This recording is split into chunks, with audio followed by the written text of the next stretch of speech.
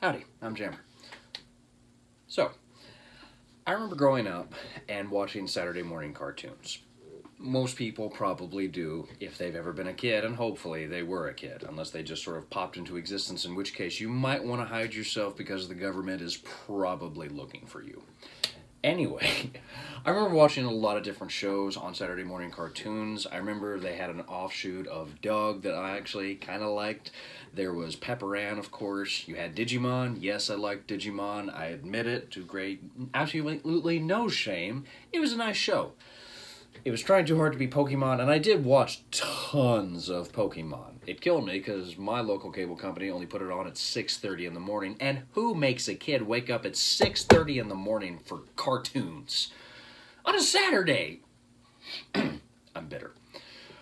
But one of the shows that I still distinctly remember more than anything else is a show that a lot of people of my generation watched and instantly fell in love with, which was Batman the Animated Series. And I have a tendency to talk about things being great a lot on this channel, but that show speaks for itself, and yeah, it was more than great. It was amazing. It was revolutionary. I had never seen a cartoon just that slick before, in terms of the production, in terms of the voiceover work, in terms of the animation, the characters. There's still episodes today that I can almost quote by heart. Batman the Animated Series set the mold. And when it did, it set a mold for superhero cartoons that we're still feeling the effect of today. Like, it doesn't matter what the superhero is. If somebody's deciding to do an animated show about a superhero, they look to that show. Now, writing the coattails of Batman the Animated Series was a series about this man here, Superman. Superman the Animated Series was also a really great series. I don't think it was as good as Batman per se, but I would still sit down and watch it without any hesitation whatsoever because it was a great show. Now, again, being young and being a typically pretty lonely kid who also really liked the color, or really absence of color, black, Batman just kind of appealed to me. But as I've gotten older, I'm beginning to care less and less about the character of Batman so much as I am more and more concerned with the character of Superman. And part of this, for me, as I suspect the appeal for a lot of people is because Henry Cavill is hot. Excuse me. I might have said something a second ago. Anyway, the appeal of Superman... the appeal of Superman is that he's a good human being. He's an alien, technically, but he's a good person. He's the kind of person we would aspire to be. Somebody who is selfless. Somebody who is there when you need help. Regardless of... I stopped this video to turn off my fan, and then I look up and my fan is still going. So there might be some kind of reverberation in the background. I apologize for it. Whatever the case, Superman, to me, embodies the kind of ideal human being that surpasses race, religion, creed, nationality, what have you. What's important about Superman is that he possesses an everyman quality, and he's arguably one of the sort of definitive examples of virtue in our society.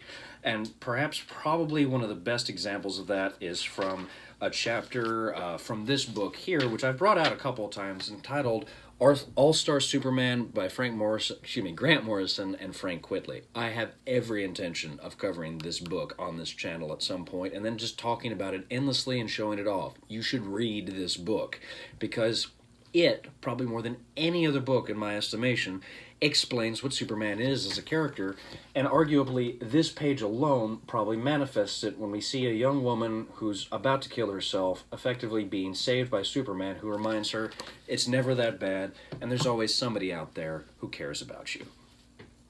That's the Superman everybody knows and loves. Spoiler alert, though, that wasn't Superman.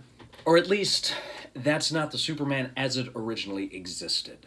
One of the fun things about studying history is if I can quote Sean Hastings from the Assassin's Creed franchise, it's the study of how things change. If things don't change, they remain static, which means they're dead. If a character does not change, or if a human being doesn't change, or if a society doesn't change, then it's not a sign that things are growing. And we could talk all day about that. That's historical theory and then sort of individual psychology, what have you. But what is important here is that the things that we see and observe in our day-to-day life isn't always the things that were. And especially when it comes to the character of Superman, you have a near idyllic Boy Scout god made manifest. But that wasn't Superman as it was originally fashioned when the character came out in the early 1930s. In fact, the Superman that we're going to talk about today was kind of a... He was different. We'll put it that way. The book in question that I'm going to talk about today is Superman, the Action Comics Archives, Volume 1 by Jerry Siegel and Joe Shushter. Now, DC Comics, the character who owns the intellectual rights to Superman, originally published the character of Superman in Action Comics #1. And I'm going to talk about more of this here. But what's important here is that this collection, which is the focus of the book today, is part of an ongoing series by DC to collect their great canon of work and publish it for the record. And then also, of course, just for, weird collectors like me who are interested in this stuff. This volume here is a collection of the original Action Comics, the first appearance of the character of Superman as we would recognize it in the original magazine Action Comics.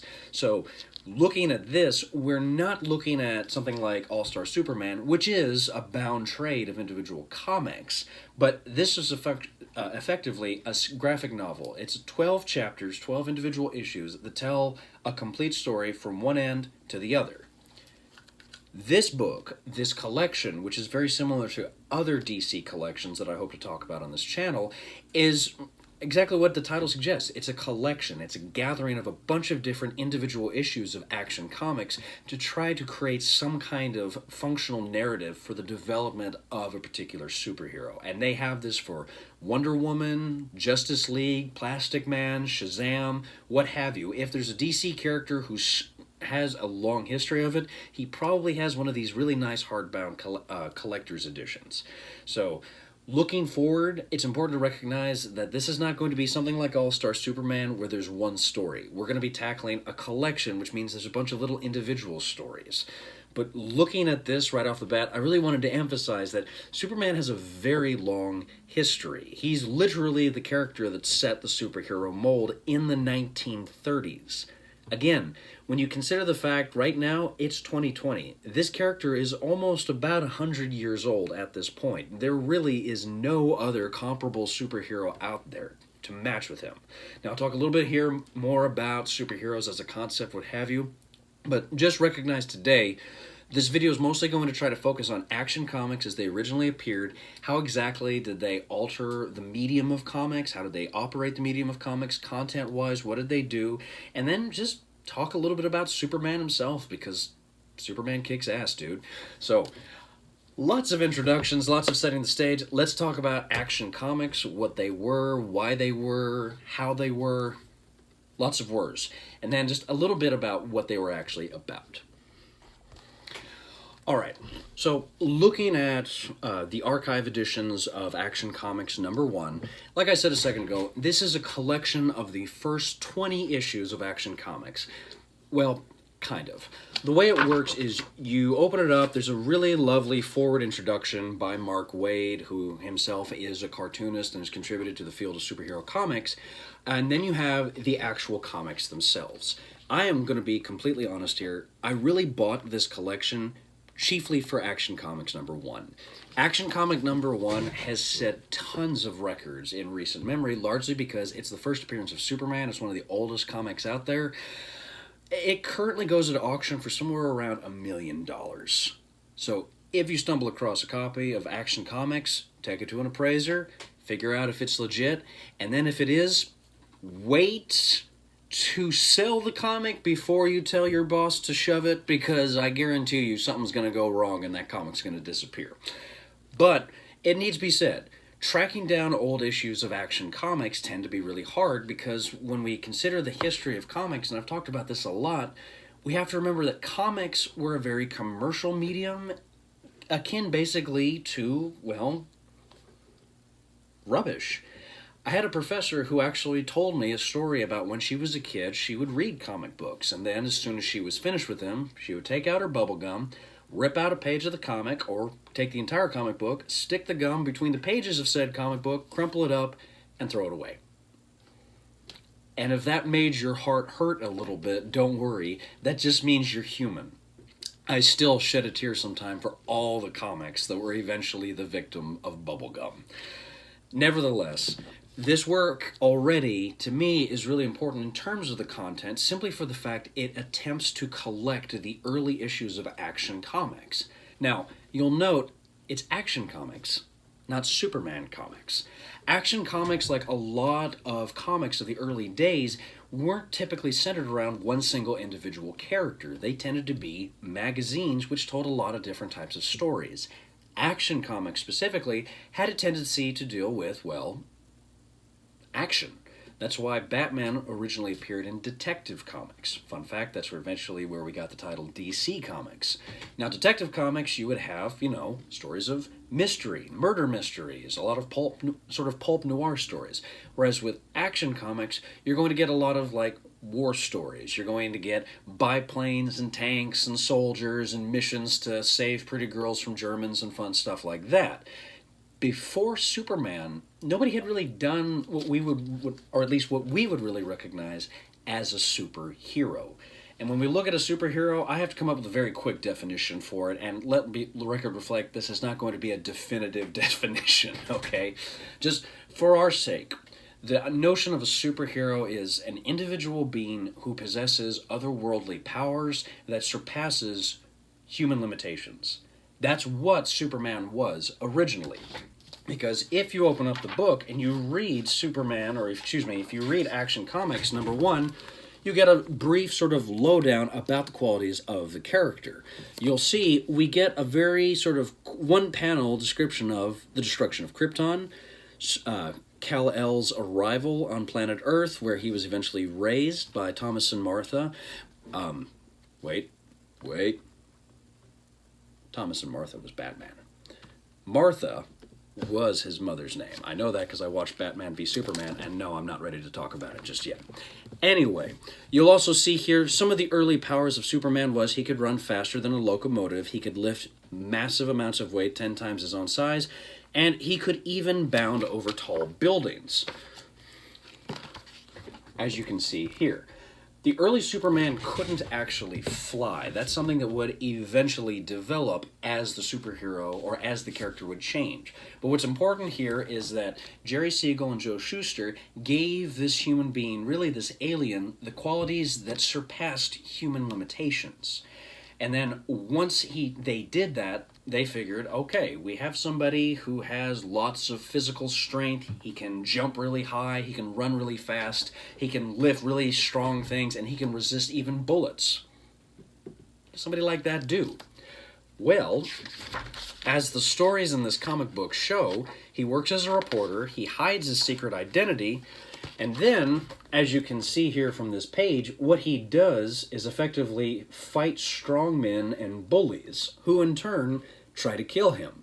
Now, I mentioned a second ago that the Superman which existed in the early 1930s is not the Superman that exists today. What's really shocking about reading Action Comics is he's kind of a dick. Yeah, what's really important is that Superman is often, not always the nice guy. Whereas today, Superman would sort of just run in, pull somebody out of harm's way, and then very carefully and calmly talk to somebody. We see here in this small panel here, where a man is very visibly beating up his wife, Superman doesn't put himself between the wife and then calmly talk to the husband. Superman lifts the husband up by the chest and then throws him into the wall because apparently he's goddamn Superman. This is only one example through the entire first 20 issues of Action Comics of Superman's sort of bravado. He's regularly hopping in front of guns and showing off how strong he is. And then in other instances here, when he chases down a group of thugs, it's not enough that he stops them. He takes the car, throws everyone out, and then throws the car against a rock. Grant Morrison, in his book Super Gods, points out the stark contrast between the Superman of today and the Superman of the 1930s. Because while everybody has typically looked at this opening issue and seen a sort of grand, heroic man sort of liberating somebody while crashing this car, it's important to recognize the figures. Every figure on this cover is a criminal that is running in fear from Superman. A lot of these issues tend to simply be, more or less, Jerry Siegel and Joe Shushter sort of working out their sort of power fantasies. In one particular story, Superman destroys a series of oil field refineries by these corrupt oil field owners who are basically sort of flooding the market with with bad stocks until they eventually strike oil and then are able to keep all the wealth for themselves. Superman's attitude is, screw that, I'm just going to break everything. Again, what's important is that Superman's bravado is sort of, that's two sort ofs in one sentence. Blah. Anywho, rather than sort of simply use his strength as a means of intimidation, Superman is often continually flexing and showing off his strength and sort of reminding people that he's super strong and that they can't mess with him. In this one particular instance, when he crashes through a window, he regularly dodges the blow and then just gently taps the man, making fun of his air-quote glass jaw. Again, Superman knows his strength and punches him in the face. I hope I've kind of demonstrated, and wow, I'm at 8 minutes. This took way longer than it was supposed to. I'm sorry. But hopefully, content-wise, you can kind of see these stories are not so much Superman rescuing a sweet young girl who's about to commit suicide. Superman is fighting bullies by being a bully. He's flexing his strength. And whether it's meeting corrupt gangsters who are running gambling in the town, destroying all the bad housing on the poor side of town so that new hotels can be built so that the poor can get new homes, whether it's infiltrating a chain gang in order to demonstrate the corrupt quality of a local governor and a local sheriff, and then at one point even encountering a kind of early quasi-Lex Luthor-esque supervillain. That is kind of one of the latter stories, and you can kind of see by then Superman had really been developing his character and developing his nature. Now, let's see. The Two Thugs, Ultra-Humanite, Behold My Mortal, of course. So, there's one character in the book that's rather interesting. His name is Ultra. He appears to be a disabled, sort of bald super genius whose quest is world domination. That's it. That's all that we really know.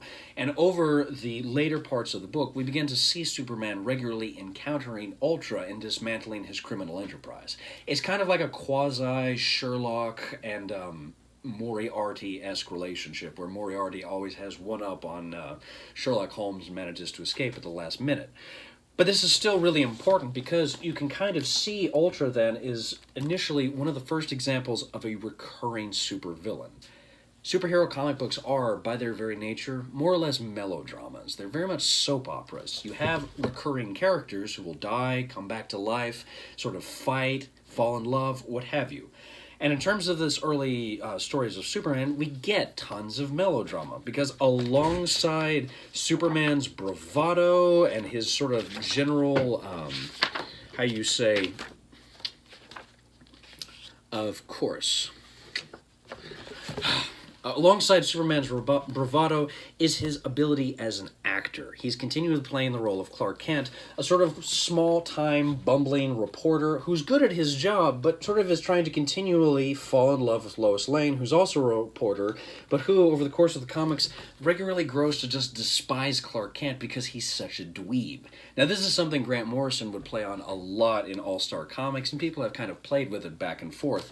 But what's really important here is, again, Jerry Siegel and Joe Shuster are having a melodramatic power fantasy through the character of Superman. It's an opportunity for two young Jewish men who have more or less been victims of anti-Semitism over the course of their entire life to find some kind of personal catharsis through a man wearing blue and a big red S on his shirt. Superman was a power fantasy. It was escapism. It was really more than anything else the foundation of the notion that we can sort of escape into the world and sort of temporarily or even just vicariously feel what it feels to be almost a god. Now, again, it's important to recognize content-wise as well, there is a lot of sexism in this book. I'm not defending this. Again, as always, the book came out in the 1930s. That was the way Jerry Siegel and Joe Shushter and a lot of men thought back there. So it's not uncommon to see women be referred to as toots, hear words like gams or babes or what have you. But what's really important here as well is that Action Comics is an opportunity to sort of see that the origins of Superman were not fighting cosmic monsters. More often than not, they were about fighting local corruption and gangsters. And so, looking at the content of just these first 20 issues of Action Comics, it's a chance to really see a very dramatically different Superman. I hope at 12 minutes I've conveyed that enough to you, so I'm not going to spend too much time formally on this book. But content-wise, this collection, or Volume 1 archive edition of the Action Comics, is really interesting to me because you can see the character of Superman developing as a character, but then also, too, it's a chance to observe how he has changed over time. And then, honestly, too, some of these early comics are just legitimately fun reads. It's really fun watching Superman get shot at by a gangster who's like, what the heck, man? And then watching Superman pick him up, run him on the telephone wires to the police office, and then laugh when the police are like, stop, freeze! And Superman lets them empty out their bullets, and he just runs off, and everybody's like, what's going on? Okay, I'm a nerd. Whatever the case, the content of the original first 20 issues of Action Comics are really interesting. And so anybody who's a fan of the character of Superman, or even just remotely curious about the history of this character, really should take the effort and the initiative to read this book. But now at 13 minutes, let's sit down and talk a little bit about why, formally, I think these early issues of Action Comics were kind of interesting. Okay, so I've talked a lot about the origin of Superman, what some of these early comics were like, and why I think story-wise they're very interesting. As a lifelong fan of Superman, it was kind of jarring to see him just being such a giant D-bag almost to everybody around him, but then also somehow managing to be a really virtuous man by doing good things. But one of the other interesting things is a lot of contemporary Superman comics tend to deal in very cosmic settings. Superman villains tend to be Brainiac. They have a tendency to be Mongol, and occasionally they'll be Darkseid from Apocalypse. These are cosmic forces, meaning that they tend to be alien warlords of super strength sending down monsters to fight Superman because he's strong. But again, what's really interesting about the early books was his villains tended to be a little smaller. They tended to be low-life thugs, abusive husbands, stock speculators, corrupt government officials, even corrupt reporters. But visually speaking, the tone of these comics really contributes to a great amount of their charm.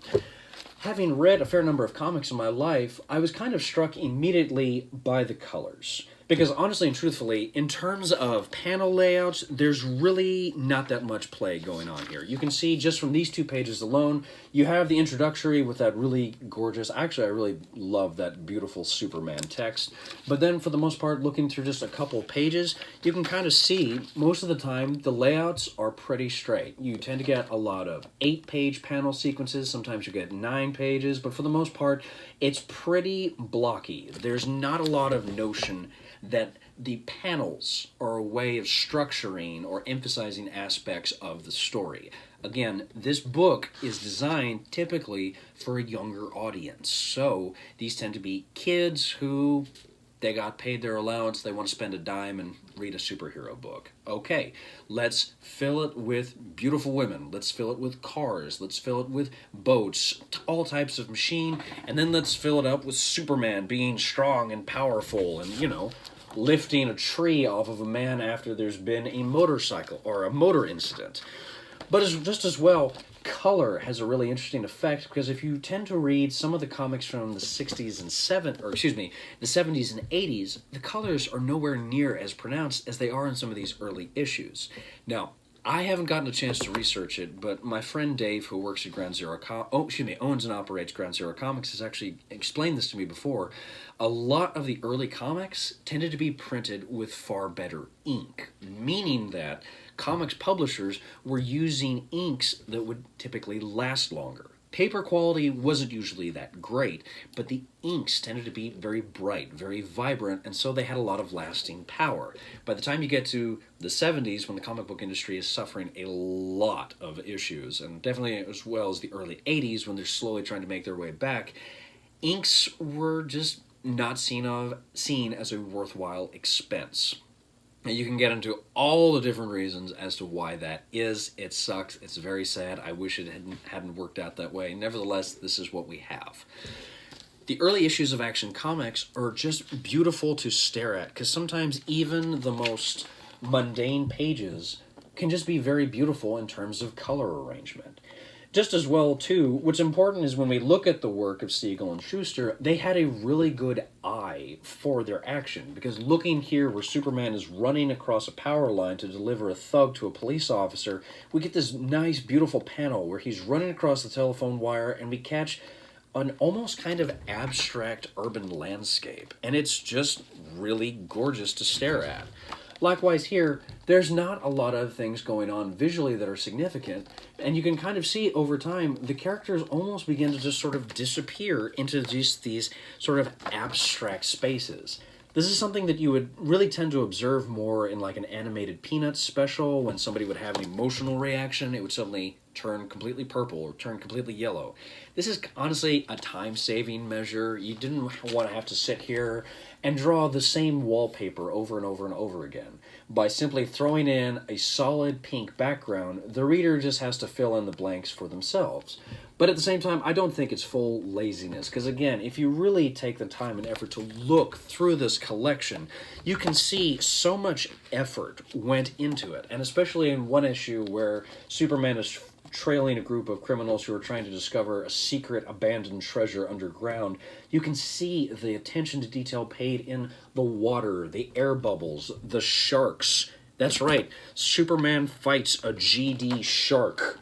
Like, do you need another excuse to go out and buy this book? Seriously, I'm going to show it to you one more time. Superman fights a shark. Aquaman 2 ideas. Think about it. Anyway, what's important formally about this book for me is that while there aren't a lot of stylistic choices in terms of the representation of the characters so much, in fact, if you look at the characters, they tend to look a lot like they were stolen from the pages of Dick Tracy, honestly. But the readers at this time weren't really looking for anything more than that. The form exists in terms of the arrangement of colors and the arrangement of figures in the story. And in this way, Action Comics did something that a lot of comics hadn't. They made a profoundly physical book that also had a tremendous emotional register to the readers. Because even Superman at his most just bravado, macho-esque, still manages to come across as the hero you're rooting for. He can be a dick, but he's also the dick that's, beating up the gangster that's hurting people in the local neighborhood. And you get that through these beautiful fight scenes, through these beautiful representations, and these gorgeous colors that just linger on after you. There's not a lot of play going on in terms of the form of the medium, but what is important is that the content is boosted by what attention to form is actually taking place. So in this way, Action Comics is definitely worth your time if you're a fan of comics, if you're a fan of the medium, if you're a fan of the superhero, what have you. There's plenty for you to find. Even if it's just an occasional individual panel, there's still something to appreciate in every single issue in this collection. And so with that said, let's do the final hurrah and call it a day. All right. Wednesday wanted to be part of the video. So, where were we? Ah, yes. Superman, the Action Comics Archives, Vol.1. I've pretty much said everything I need to say about it already. Superman is a character who has existed for close to a century due to the fact that he is at times an escapist fantasy, but then at other times it's because he embodies the virtues we would like to aspire to be. Even in these early issues when Superman could just be a giant butthead, he was still at his core a good person. He wanted to make his world a better place. And what's fun about this collection is it gives you an opportunity to see this early hero trying to just figure things out, being really confident, to the point of being cocky at times, but then also just sort of creating a new genre in itself. Action Comics was incredibly instrumental in establishing the superhero as a character in society. I'm positive you can hear my dog in the background. I'm positive, I could be wrong, but she's whining, so I'll make sure to make this fast. It's important to read these comics if you are a fan of superheroes, if you're a fan of comics, period, because Action Comics established the genre of the superhero, which means we wouldn't have tons of just wonderful superhero movies out there to watch and enjoy. We wouldn't have any superhero video games or action figures. I know, Sonia, I'm almost done, girl. We wouldn't have so much of the superhero genre if it was not for Siegel and Shushter and the work behind Action Comics. This collection is gorgeous in terms of its reproduction of these early comics and just in terms of the collection itself. Now, I didn't note there are several works that are actually absent from the collection. It's not explained why. However, Action Comics numbers 2 through 6 are not actually included in the collection, but you are given a brief description of what Superman's story was in it. I suspect it's been difficult to trace those issues down. Most of them have probably just been lost, unfortunately, to the sands of time, or else there might have been some manner of legal issue which kept them from printing it. I do not know. If somebody knows, please let me know in the comments section below, because I've been kind of wondering why it didn't include it. But even these sections are really interesting because you can kind of see the nature of early Action Comics and how it was really just an action comic magazine rather than a platform for establishing the character of Superman. Whatever the case, this is a great collection of early comics, and I would definitely recommend that you check it out. If for no other reason, Superman fights a shark! Come on! Come on! Okay, I'm going to end it there. Thank you so much for watching. I really appreciate it. I hope you laughed at me, as you usually do, I assume. It's been happening since high school. I'm okay with it. Anyway, I hope you appreciated and enjoyed it. As always, please like, share, and subscribe, all that jazz. It helps me because it lets me know you're watching and that you're enjoying the channel. If there's books that you think you would like to hear me talk about, please leave a recommendation in the comment section below. If you are interested in picking up a copy, this is a new, or still kind of relatively new collection. Like I said, they're doing this for characters like The Flash and Green Lantern and Plastic Man and Shazam and Doom Patrol and The Challengers of the Unknown. That's a series I'm really excited about, and as soon as I get money again, I intend on buying it and covering for this channel. But anyway, these hardbound editions are not necessarily hard to come by, but this one alone came out to about $50. So this is a pretty significant investment. For the most part, the people reading this usually tend to be collectors, but check out your local public library. They might have a copy of it, and if not, they can probably get it to you through interlibrary loan. If you can't go there, definitely check out your local comic book shop. Actually, check your local comic book shop first, because you should be going to your comic book shop to smell all those wonderful comics and talk to your comic book shop owner. Seriously, the way this economic recession is going to, get over is if we support local business. Go to your comic book shop, damn it. Excuse me. Go to your comic book shop. They probably have this in their graphic novel section. If they don't, they could probably place it on order for you. And again, thank you so much for watching. I tremendously appreciate it. Go read some comics.